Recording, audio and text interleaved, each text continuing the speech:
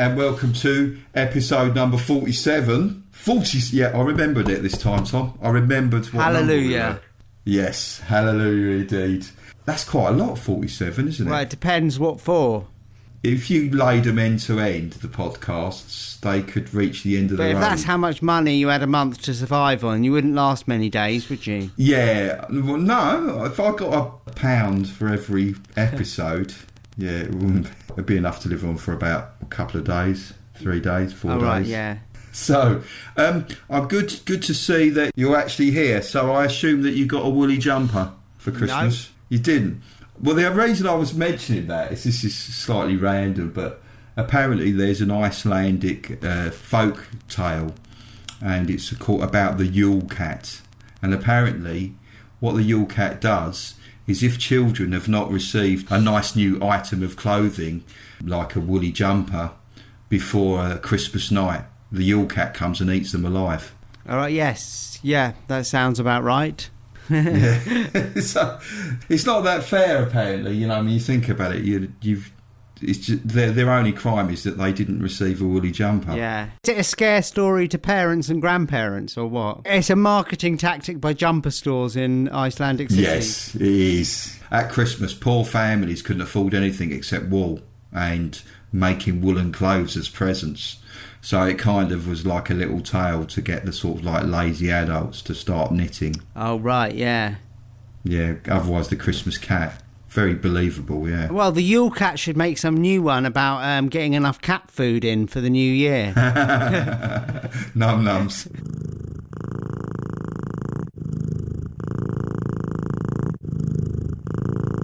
I've just picked a couple of stories for this one. Even though we were away and we're doing all lots of festive stuff, I thought we really should do a little podcast for the listeners. And I think we need to talk about the banana, Tom.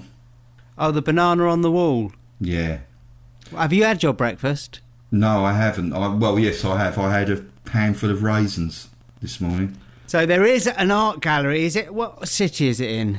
It was at an art show, the Art Basel in Miami Beach, Florida. And what happened was, that was in December, wasn't it? December of this year. And Maurizio Catalan, for those of you that don't know, duct taped a banana to the wall. And the banana and the duct tape formed a piece Catalan called Comedian. And apparently Comedian was priced at $120,000, and there was to be a second and third edition, bringing the total sale price to $500,000. All right, and then someone came in and ate the banana. Yes. So what happened was, performance artist David Daytana ate the banana, filmed himself, and he posted the video on his Instagram account, and he called it a hungry artist. Apparently this consumption was a comment at the silly pricing of the piece. He said he wanted to bring the banana to another level using comedy. He doesn't actually like bananas. Basically, they replaced the banana. With another banana? Yeah, with another banana. Yeah. Interesting. Yeah. So any thoughts on that banana issues? Well, you know, I suppose if you're going to steal a bit of artwork, he could have brought an orange with him and replaced the banana after he'd eaten it. I've seen lots of people get very, very upset about it, and I just think, well, you know. Well, they're upset about the idea that a bit of banana taped to a wall is a bit of art, or they're upset that the guy came and ate it. Both. I don't think they're upset at the guy eating the banana. I think they seem to be. There was a lot of artists that do drawings. There was this actual meme going around. It was a picture of an artist, and he was looking despondent, and his portfolio of beautiful portraits had fallen out. And he was going, oh, why do I bother? Was the speech bubble coming out of his mouth. A lot of artists were saying, you know, what's the point of practising what so-called real art? Well, it was more realistic than Andy Warhol's banana, wasn't it? Yeah, that was on the Velvet Underground cover, wasn't it? Yeah. Yeah. I thought it was good art. I thought it got people asking about what the nature of art is and everything, so I quite liked it. Would have eventually turned into like Damien Hirst's thing with the cycle of life as the banana went all black and squidgy. I think you get licensed to replace the banana as much as you want. Yeah, so basically it's a free breakfast for art fans. Yes, that's the interesting thing. It's an art piece that you can actually eat.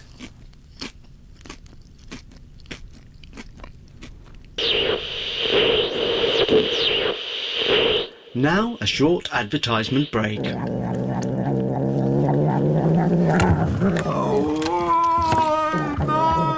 Marcus, what's happened?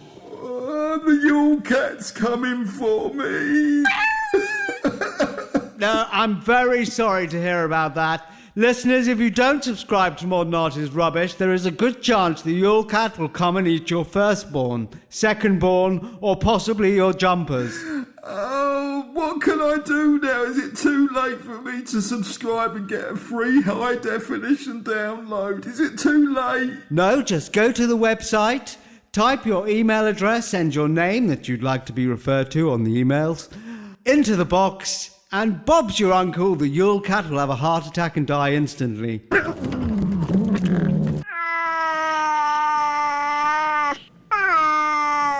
No cats had actual heart attacks in the recording of this advert. So just head over to modernartisrubbish.com and subscribe to our email list to be updated on the latest Modern Art is Rubbish news. I know you're thinking, no New Year's Eve would be complete without a couple of artworks that have been barred from export. No, but go with it. Yeah. There's a couple here. Basically, one is a painting by the British artist Thomas Gainsborough, which I believe you know a little bit about where he used to live. I do, yeah. Sudbury, Suffolk. Yeah. And for those of you who don't know Gainsborough was a British artist who was alive in the 18th century. If you got your portrait painted by Gainsborough, it was a bit like being in OK or Hello magazine today. He was kind of like the celebrity portrait artist of his time. So if you were anyone who was anyone, had their portrait done by him. So I'm just imagining him chasing Lady Diana through a tunnel in Paris. It's like a paparazzi. I don't know if it's quite paparazzi. Yeah, but it's not the magazines, is it? It's like photographers who... paparazzi don't work for themselves, don't they? Yes. Other magazines will buy from paparazzis. As well as other dead celebrities running from the paparazzi. So, his... Happy New Year, everyone. So, his work is called Going to Market Early Morning. And what it is it shows a group of people on horseback going to a market and their dogs walking loyally beside them, and sitting on the side of the track is basically a destitute mother and a poor baby, and these people seem quite happily oblivious to her.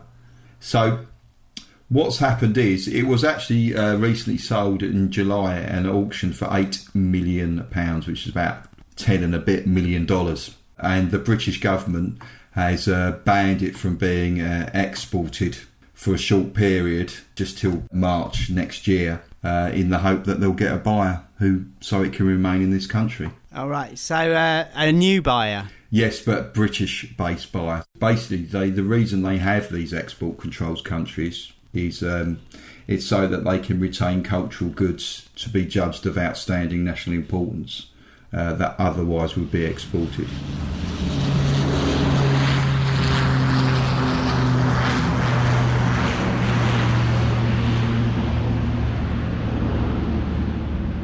So, the next painting that's been barred, I don't know if you know that a friend of the show, Chima, do you remember the friend of the show, Chimabui?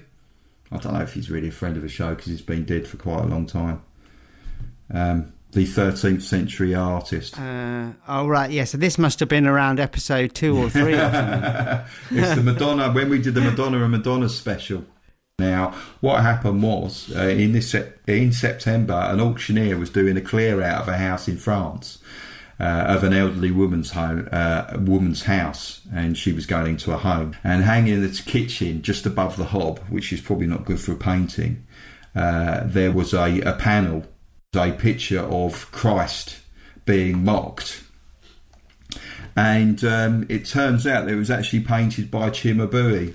Now, the painting is of Jesus dressed in a blue cloak and a red robe, and he looks pretty unhappy. He's surrounded by a crowd, and it appears he's being hit with rods, and the angry crowd even looks like they're actually fiddling with his halo.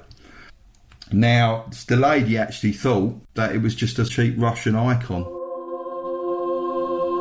This painting was then sold in October for about 24 million euros, which is about $27 million. Probably covers care for a short while, doesn't it? Does.